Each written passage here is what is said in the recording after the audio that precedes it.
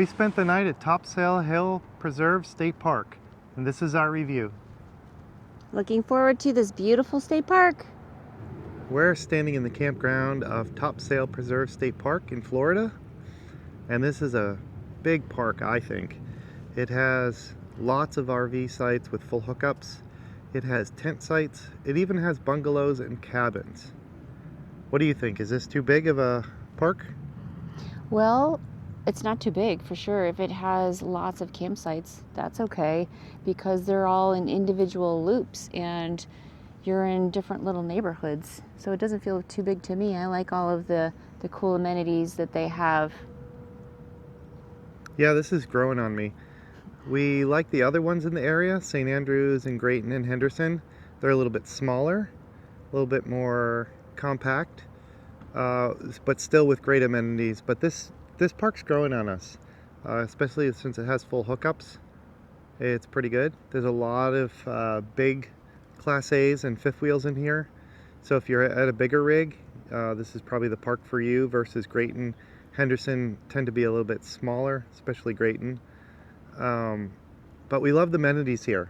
They have great amenities, great things to do.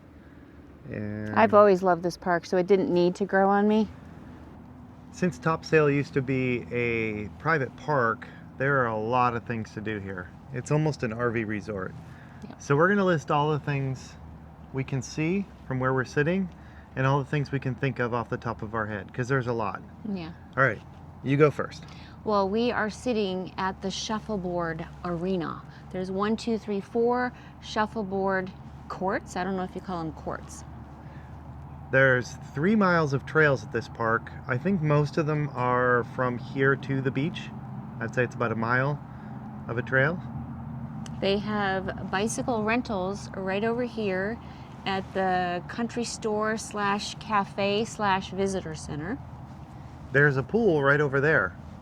I don't know what the hours are, but I think it's actually open, and we're here in March. And it's a cute little baby pool, but it's a pool. There is Fishing. Right fishing. behind us. So we saw people fishing in the alligator ponds. There's also fishing at the beach from the shore.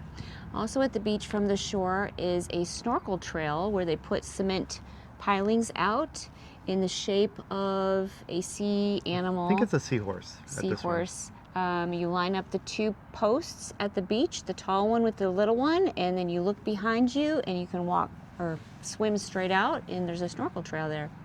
There is a tram that takes you from the visitor center / check-in area of the campground to the beach.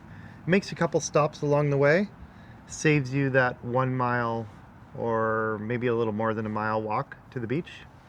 Of course, picnicking, camping. There's swimming. You can swim at the beach, obviously, along with the pool. If but it's not a red flag warning day. Yeah. We're always here in the winter, and it's always red flag day.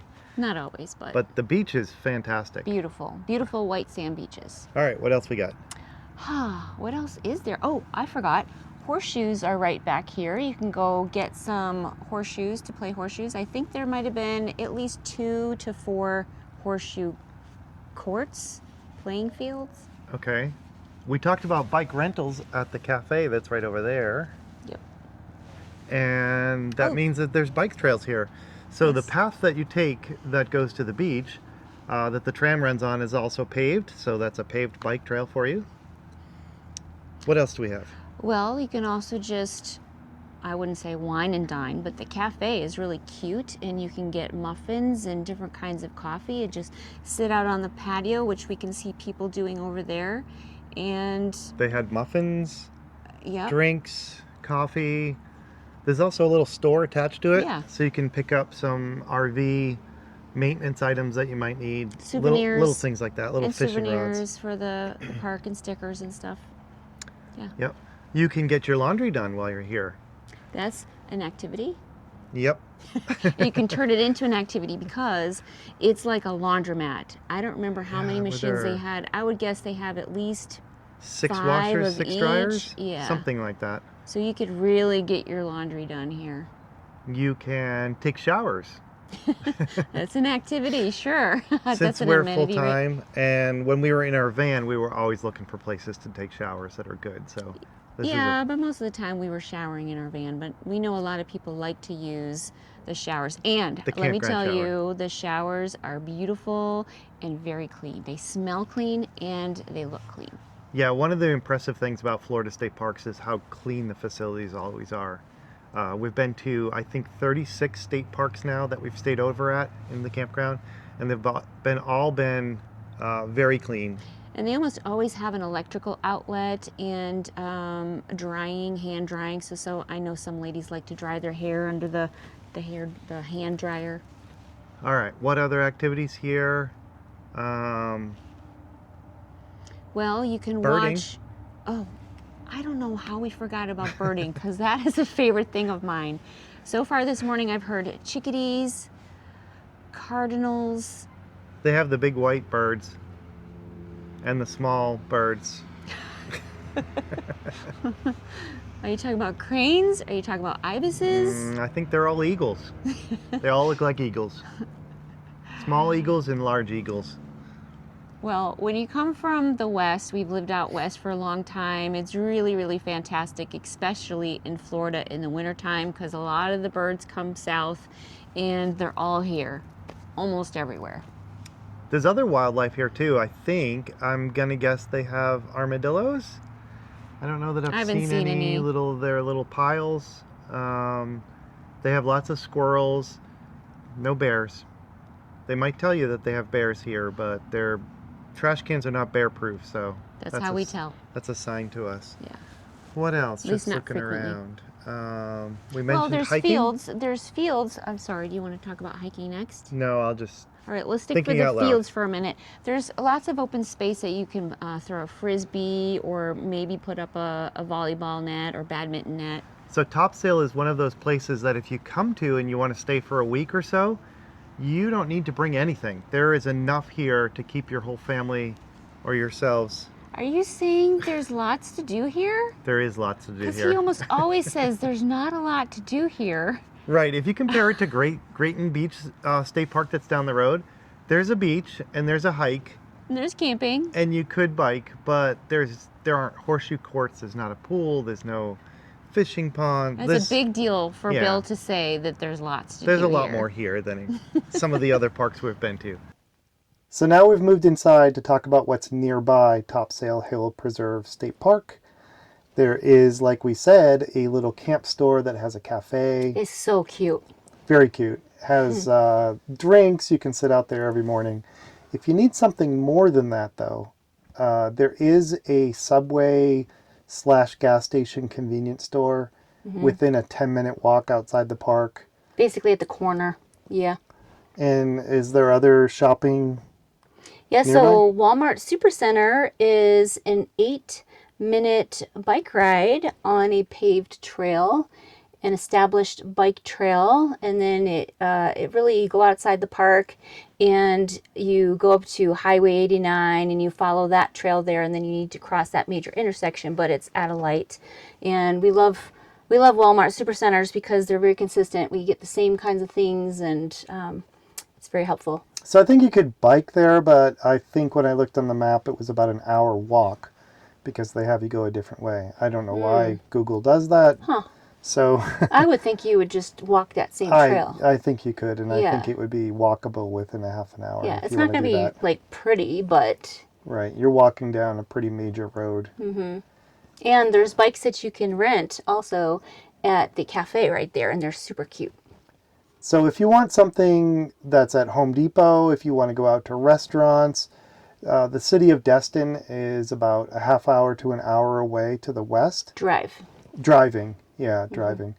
They're going to have a lot of touristy things. Destin is pretty touristy. A lot. They have we saw like a little water park next to the Chick-fil-A. There's big hotels, that kind of thing. Helicopter tours. Yeah. Almost anything you can think of. Putt-putt, golf. Yeah, and I think there's 2 other parks nearby. Yeah. Grayton Beach is to the east. Would you say it's southeast? I guess it's just strictly east because it's on the Gulf Coast. And we love Grayton Beach, as you probably know. And how far do you think that was? a 30-minute drive, maybe. Probably a 30-minute drive. Not far. And you really could take your bike there, too. Would be, further. And then Henderson Beach is further up the coast on the west side. Yep. And that's really where most of the action is Henderson Beach State Park. Yeah, that one was pretty busy. And Topsail is a little bit more off the beaten path. Henderson Beach State Park is right on the main drag there. Yeah. And Topsail is off like maybe a mile from the main road. Yep, it's all the same beach though. Yeah, same beach. Same beautiful Emerald Coast. Emerald Coast. The Emerald Coast. And there's Chautauqua Bay that's right there too. So you're surrounded by water. It's really cool. Really pretty. So lots to do nearby if you want to leave the park. Lots to do if you want to stay in the park.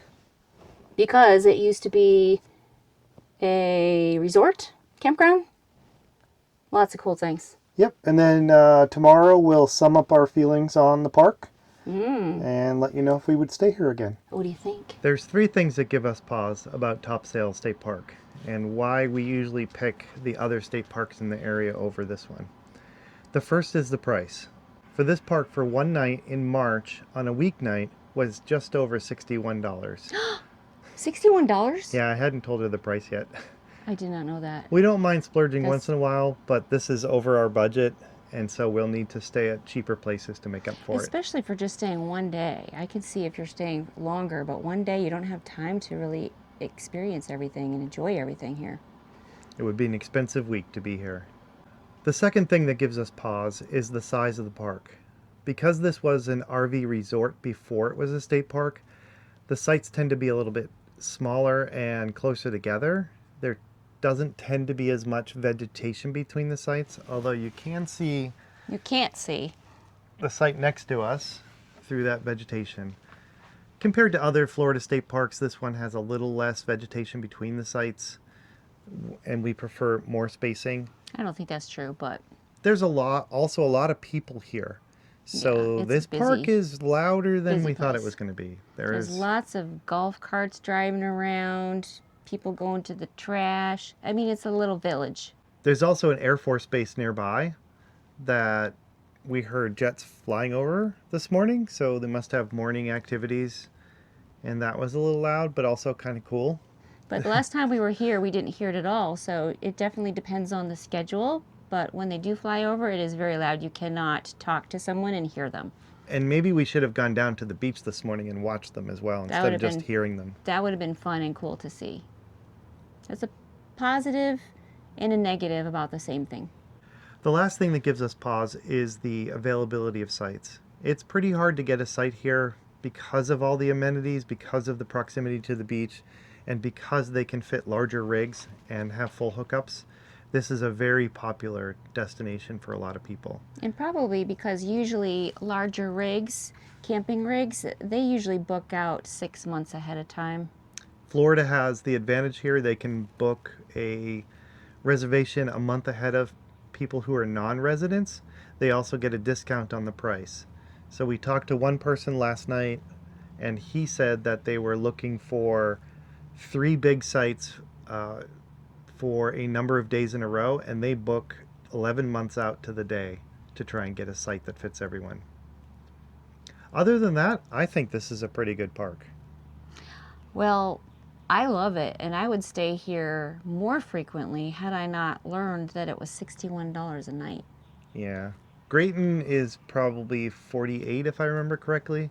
So there is a big discrepancy in price among the state parks. There were even some that we stayed at that were in the $30 range. Which is reflective of what you get in the amenities and how manicured. It's very manicured here.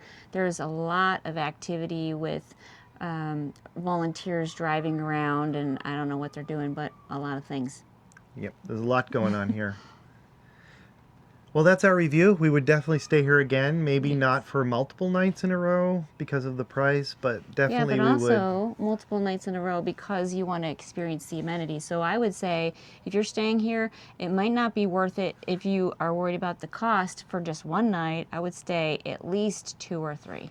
Yes, and the more nights you stay, the more the reservation fee spreads out across those days. So if you're staying for 2 nights, it's not $61 times 2. You get a little bit of a break. If you can get the same spot in a row, because each site is a different reservation. So to sum it up, we really like this park. It has a lot of amenities. It has great sites, great facilities. The price is a little bit over the top and it's pretty hard to get a site, but it's always in our back pocket for when we're traveling to and from Florida. Maybe we would stay 2 nights next time instead of just 1 so we could take advantage of the park. Yep. Would you agree? For sure. I would want to stay at least 2 nights, maybe 3 nights, to be able to enjoy everything that this park has to offer. That's our review. Hope you like it.